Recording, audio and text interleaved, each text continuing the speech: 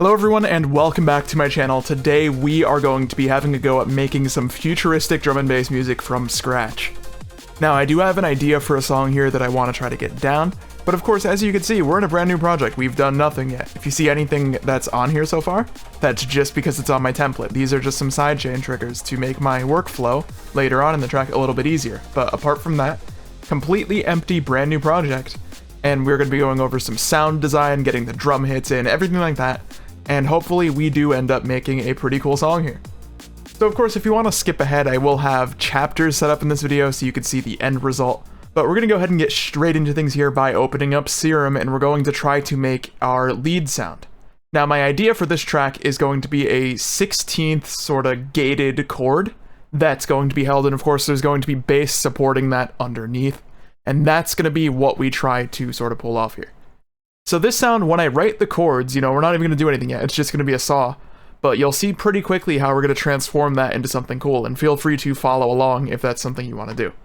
So first things first, we're just going to figure out a chord progression. I don't really have an idea for that yet, so we're just going to see what we get by throwing some stuff down here. Try that.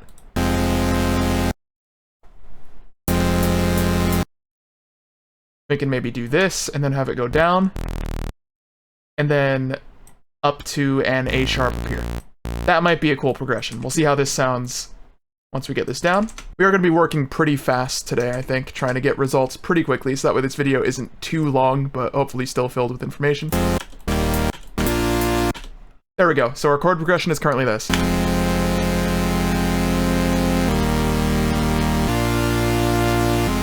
So when I said I was going to make like a 16th lead for this, what I mean by that, we're going to start this off, we're going to modulate the level of a distortion that's actually not doing anything. So like, this isn't actually using tube distortion or anything, because you see I turned the mix all the way down to 0. We're literally just using this as basically a volume knob. And that's that. I don't have to do it on the oscillator, so I could put this after any effects I add later. That's the reason I'm doing that. But what we're going to do is make a nice little 16th shape. So set the rate here to 16th notes. And I'm thinking something like this. It's not going to go all the way to the left, because then there would be this annoying click, and I'll demonstrate that. You'd have this. Instead, you want it sort of smooth like that. I'm thinking put together something sort of like this, right? But like, we're going to polish this and hopefully make that a really cool lead that in context of the rest of the track actually ends up sounding cool. We can get rid of these.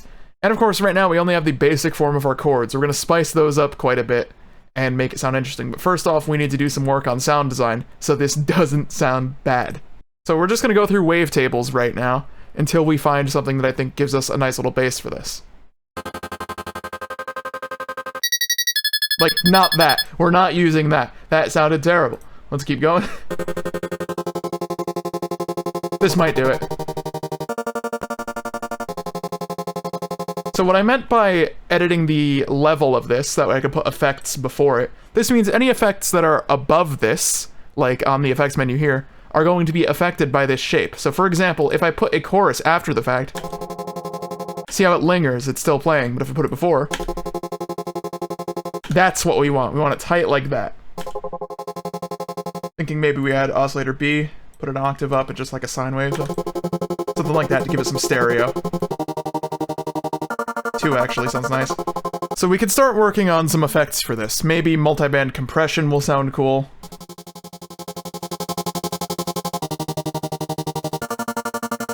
Yeah, I like that a bit. Still got more to do. I'm literally just messing with it, adding different effects to see what sticks. I think for a variation in the second half, we'll do like a cool flanger thing that's added to this as well. Or a phaser or something, we'll see, but...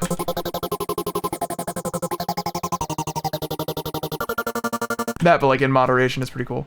Something I also like doing with these sort of sounds, if you saw my my Halloween video, where I was making like a Halloween track from scratch, I sort of did similar sound design to this, but it was house. Something I learned since then that's actually really fun. Add several dispersers. Usually I'd use one, which, sounds like this. It's a cool effect, but I did see someone who tried this out and I thought it was a great idea. Add several in different points throughout the track, and you just sort of get this really cool, like, ultra pinchy effect. Like this. Like, That's really cool to me. And then what I like to do is EQ out the lows, because they don't need to be there, and it's just muddying the sound a bit. There is an annoying frequency in there. Maybe I could get that out if I edit the wavetable position a bit. Something like that. I'm going to cut out unnecessary highs. This is super important to mixing. I've talked about this quite a bit in the past, but you don't really need this harsh high end. It's just very digital and annoying, and our drums are going to occupy that space later, and it's just going to make our mix cleaner if we can get rid of that. Also going to throw a soothe on there, just to get rid of any harsh resonant frequencies that exist in the space where we're keeping the sound. Okay, a little bit more on the post-processing, because this isn't quite up to where I want it yet. We're going to try a very short reverb, like low decay, and turn it up a bit, low size, and still have that before our volume modulation here, so it just puts it in a bit of a space. Yeah, I like that. From there, we're going to compress this quite a bit. Cool tone, but obviously that's way too much. Do something like this.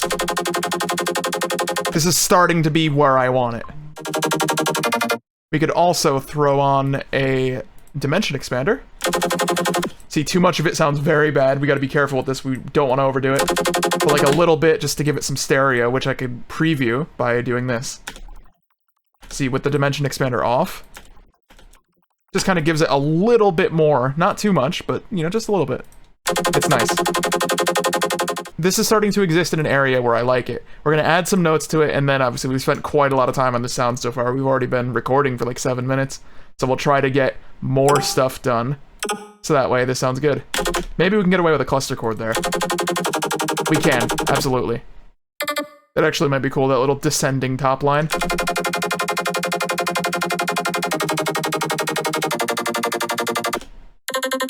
Yeah, and then we could change the voicing on the second repetition to make this more interesting. We could get rid of that F note.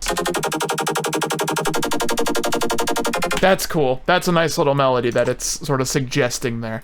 So now what we're going to do, obviously, we don't have any bass information here. This is just a chord patch that we've made that's honestly pretty cool. And again, as I say, there's going to be variation in the second half. The way I'm going to do that, I'm just going to set this up for later. I'm not exactly on this stage yet, but just setting it up. I'm cloning the patch, so that way anything I change on this version, you see it's the same thing we just made, but new. Anything we change on that doesn't affect the first one, and we're going to put that on its own pattern when we copy the MIDI. So now I could, in theory, go to the effects tab on that and change stuff and make it interesting. So what we're going to do, we're going to make a bass to follow this. Now, I've made a track that's already really similar to this sound design-wise. I'm kind of following in that one's footsteps a bit. Something I found in this, I want super powerful bass, but I actually want sort of like this square, distorted bit for the top that's actually a bit far in the mix, because on its own it will sound sort of bad, but in the mix it ends up sounding great, which is really interesting. So right now I just have a sine wave, I'm just drawing in a few additional harmonics so it's a little beefier. We're going to get a bass line in. Right now it's just going to follow the chords, but later we're going to add like cool little hops and stuff to make it melodically interesting, so that way it's not boring like this. So it's just these three for now. But you see right now if we solo that, sounds like this. Pretty quiet, don't worry, we're going to fix that, but let's just get this down. So we're going to do a bit of bass sound design here. And I'm going to put this on its own pattern, just so I don't get confused and have it double up or something later. Let's do this. Get it up to volume, so that way it's nice and loud. Okay. So we want, like I said, a square on oscillator B. We're going to get rid of the fundamental from that, so it's not conflicting with our sub that we have there. Going to add in a bit of noise. And we're going to distort this. So from here, what I like to do, for this one, I like to have sort of an eighths rhythm, plays nice with the 16ths. And the way I'm going to do that, I'm going to turn on EQ. I'm going to drag an LFO over to the gain here. Obviously switch this to eighths and draw in the rhythm we want like this. Actually thinking about it, I'm going to switch that. Am I going to switch it to a 16th? I'm kind of making this up as we go here. No, 16th is too fast, I think. Yeah, eighths is right. Okay, sorry about that. We're just going to have this only affecting the top.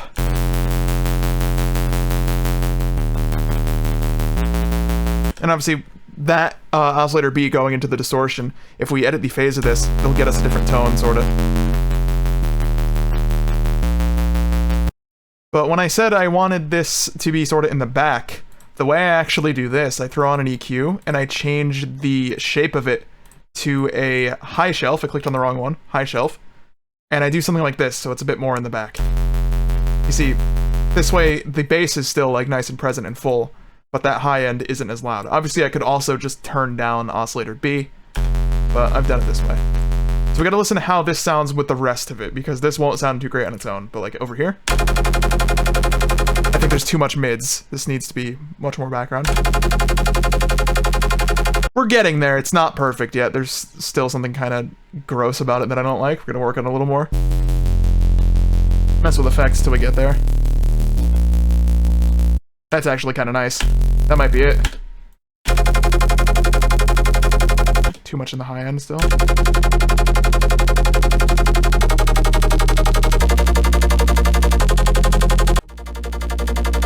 Did some tweaking. It's kind of where we want it now. That's nice. We got that set. And now we're going to go and make the bass line a bit more interesting. Then we're going to get ready to add some drums, which is going to be obviously a very crucial part of drum and bass. So let's get a nice little bass melody going here.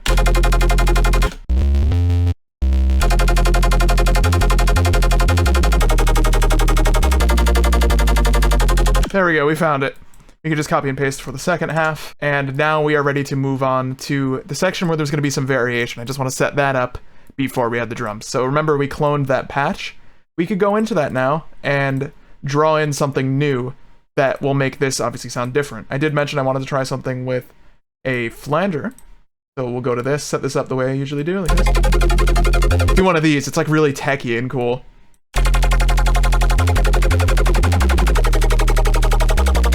We could have that open up as it progresses, like over, I don't know, 2 bars or something. Would be cool. 4. So it seems to get a little quiet compared to our previous thing, so we could just boost the drive a bit. Yeah, that's pretty cool. Okay, now we are ready to add drums. First step for that, we do have our lead, this thing, and our bass. We're going to put these both on a new channel, and this is going to be where we sidechain. Again, I have videos going on this process like in depth, so I'm not really going to go all out and explaining how mine's set up. You could always check out that video. But long story short, we're tying the kick and snare sidechain trigger to that channel, and then we're going to be doing it through Pro MB. You don't have to, but that's the way I'm setting it up. So we're going to do our bass and everything else separate. This is for the kick, and we'll set up another one of these for the snare. And obviously I don't even have those hits in here yet. I'm just setting this up. The values are not final. We'll go and change them later. Just get this set up. I'll cut to when that's done. Okay, this is set up now. So we have this all ready to add our actual drum hits. So let's see if we find a kick that we like. This one's nice, but it's a little long. Shorten it. That's kind of nice. That's a very short snare that usually I wouldn't use in a track like this, but it sounds kind of nice. I think I'm going to keep it. Throwing these both on a mixer. Now we're going to grab a hat. There's a very nice one in here. I think it's one of these. Yeah, this one's nice. These two. Get some fades on the ones that aren't, or on the ones that are under something like that. Also gonna grab a top loop, maybe give this a nice 16th rhythm. I think it's a little high, like it's bright. What I'm actually gonna do, cool little technique I like, throw a frequency shifter on here. Yeah, something like that, and then EQ out unnecessary lows. Does need something a little more spacious, like open and live sounding to go underneath it. You see right now? Very digital. We want something to support that. I'm actually going to open up Labs and draw this in here through MIDI. That should complement the rhythm very nicely. Let's throw it in. Oh yeah, absolutely. Bit mid-heavy. Let's cut that. That's nice. And then our variation will come in. We can maybe add a nice little lead line over top it too.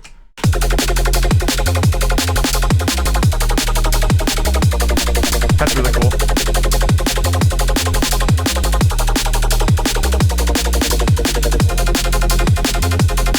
So we are ready to add a cool little lead over this. Originally I was thinking keep it the chords, but might sound cool with something like that. So we're going to grab maybe a one shot or something like that. Let's see what we come up with here. do it on the pattern with the chords for now. We'll move it after the fact, but just so I could draw in something and see the notes. Makes it a little easier. Nice little technique. Oh yeah, this'll work perfectly.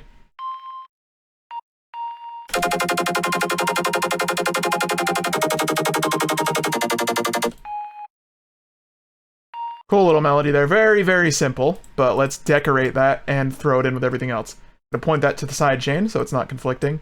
I think this will be cool if we do the same little technique we did on the chords, do a very short decay reverb and turn it up a lot. Put it in a nice space and then compress that very heavily. Not that heavily though.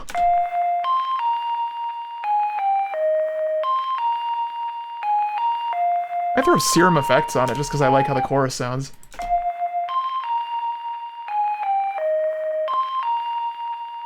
And disperser before that gain reduction.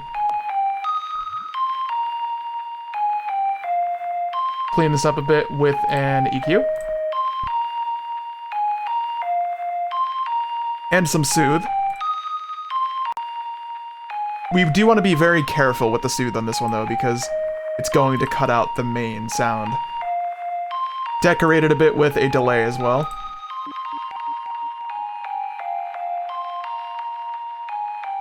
Yeah, that sounds quite nice. Now we put it on its own thing. We'll probably layer it up with a few different sounds to give it more beef, I guess, but let's see how it sounds with everything so far.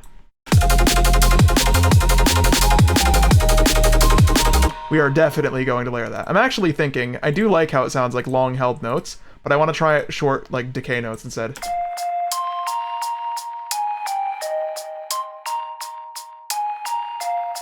Sort of like that. There's something that's not on a mixer that I could still hear there. I think it's this. Yes, it is. Okay. There we go. Yeah, we're going to layer this a couple of times, see if we could get this sounding a little more powerful. I think one of the flute ones might be cool. That's really quiet, but let's put it on with it and normalize it like I had to do. Could probably get away with throwing it on the same mixer. So turn this up.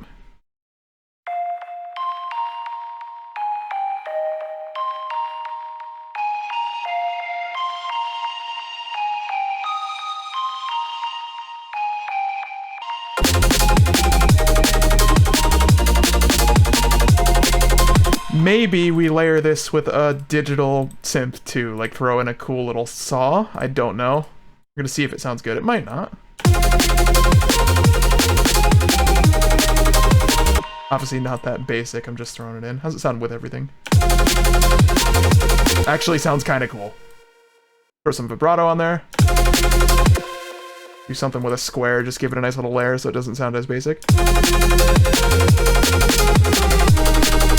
That's very nice.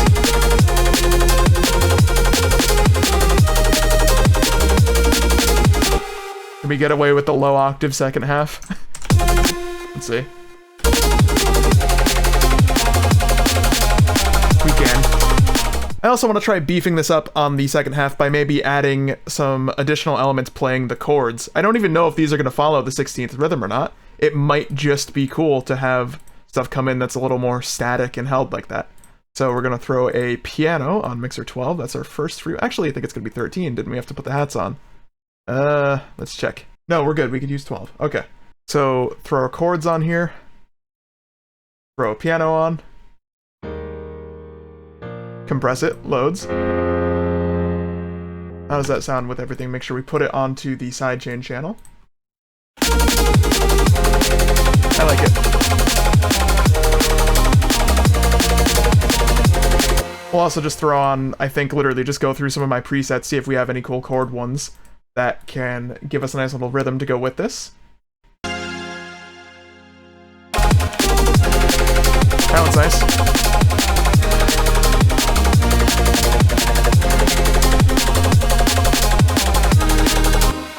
We could do a little drum transition here. Make this resolve nicely. Cool little double snare flam hit here.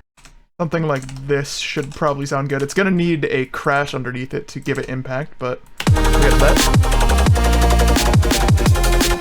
Yeah, and that'll be ready to transition to a theoretical next section. So let's grab a crash. just to beef that up and make it actually sound good, because it's going to be coming down from a lot of impact and it needs to be good. Maybe cut it every time the snare comes in, then bring it back when the kick hits again, so like there. I don't know. Cut it earlier. Yep, that's what it needed. Yeah, it needs to be that short, so that way it actually has, like, the stop. Yeah, and then from here, our drums can continue once more for whatever the next section would be. So get that going, so it goes like this. Yeah, and this is where we'd put probably some of these to go with our bass.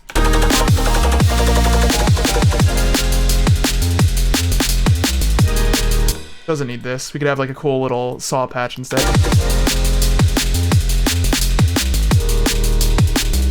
We'll get that going right away before I forget. So if you've heard my latest song, Nebula, I did this technique as well. I just have like a cool little 8th saw that plays during like the downtime section after the drop. Something like this. We just do one of these, to be honest.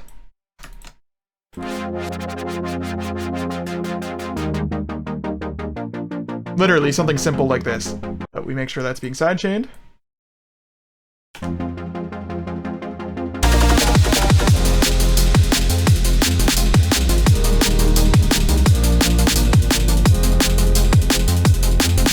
We could get rid of probably the 16ths here because this section's a bit more chill.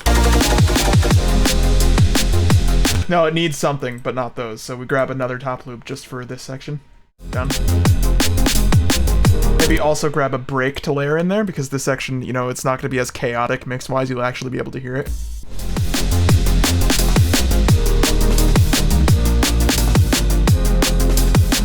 Alright, we're getting there. That sounds pretty good now. So this is how I go about approaching that sort of futuristic sound design. I think this is a good example, and you see I'm looking at it now. Obviously this is before any editing, but I've been recording about 30 minutes, and this is what we came up with. So I hope you learned something, because I did try to include every part of like the songwriting and the sound design in this video, so there's nothing you could really miss. I hope this has helped you out. Let me know what you think of this kind of sound. What did you think of the video? Be sure to let me know in the comments below, and drop a like if you did enjoy it. As well as subscribe so you could stay up to date with all of my future videos like this. We're going to be having a lot of extra like drum and bass tutorials, music production in general, so be sure to stick around if you are new here. I do upload pretty frequently. But thank you for watching. That's going to wrap us up. I'll catch you in the next video.